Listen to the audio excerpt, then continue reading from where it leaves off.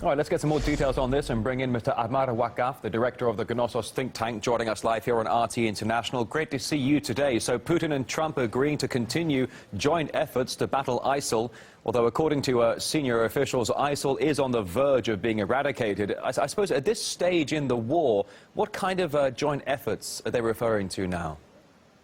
Well, I think the main joint effort is not to clash.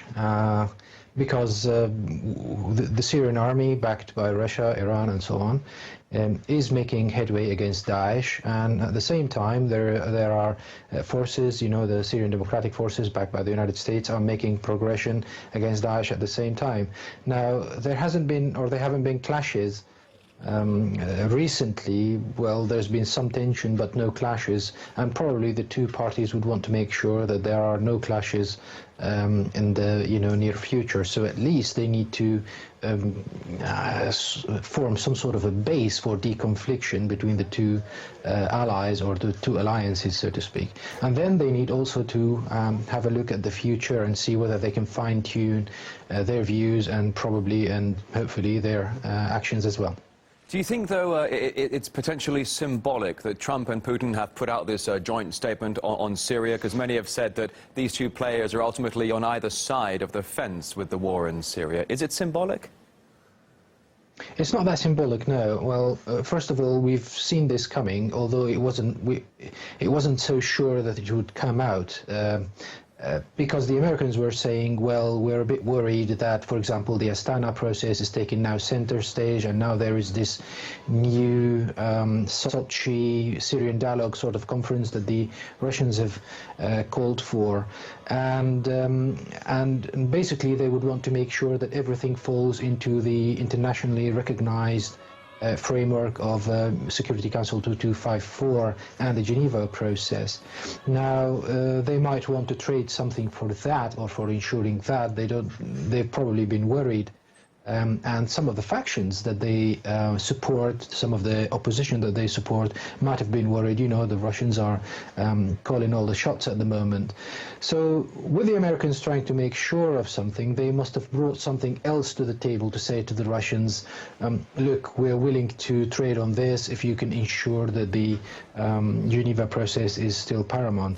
And what we see from the very short statement or very short details, very few details we have, is that the Americans and the Russians have agreed on key issues. A, to have the Geneva process still center stage, and also when it comes to future elections, that they would be supervised by the United Nations, and that Syrians outside Syria might be able to participate in. So that's some sort of a progress. But at the same time, it's good to have them agreeing on something rather than having this summit going on without them agreeing on anything, which would have been a huge disappointment. As you say, regarding the talks, the U.S. is involved with the Geneva talks, but when it comes to the Astana talks, the U.S. has essentially been shut out of those talks. So, Mr. Wakaf, let's discuss the spoils of war here. Syria, known for its huge oil and gas reserves, and now U.S.-backed Kurdish fighters from the north remain in control of most of the oil fields in the east of Syria. Of course, once an enormous cash source for Daesh and the ISIL mercenaries and terrorists. Assad says he wants to take all of his fields back. Could that be the next stage of confrontation, the east of Syria, where the oil fields are?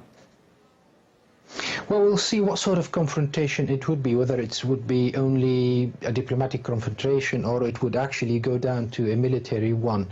The fact of the matter is that, you know, President Assad, the Syrian government, have all the legitimacy in terms of international law to take every inch back of Syrian land from whatever flag that raises there or from whatever forces.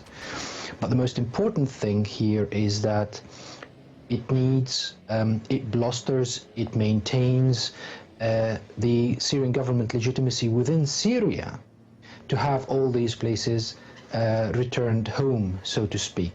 So in a sense, President Assad has no other alternative but to go for every part of Syria that is currently not under Syrian flag.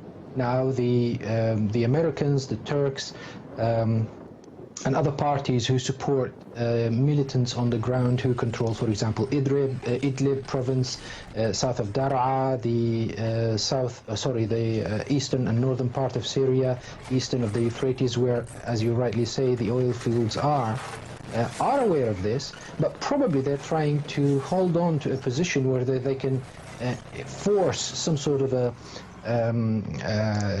backing down from the Syrian government on key issues like a political settlement, whereby the Syrian government would be more open to bring in opposition figures and so on and so forth. So it's still contested, and we think this is the shape of the next few months and probably, hopefully not, but years also of the confrontation within Syria. But definitely the Syrian government, they would want to go for every single inch of Syria back. That's what they're there for, in a sense. Well, Mr. Wakaf, I'm running very low on time here. Very, very quickly, I must ask you, you just mentioned the political process of the Assad government. What is the political future of Syria? Well, it would all depend. It's very complex, but it would all depend on what Syrians would accept. So the Syrian government cannot out of the blue say, well, we're going to include this faction who's, for example, based in Riyadh or based in Cairo or whatever.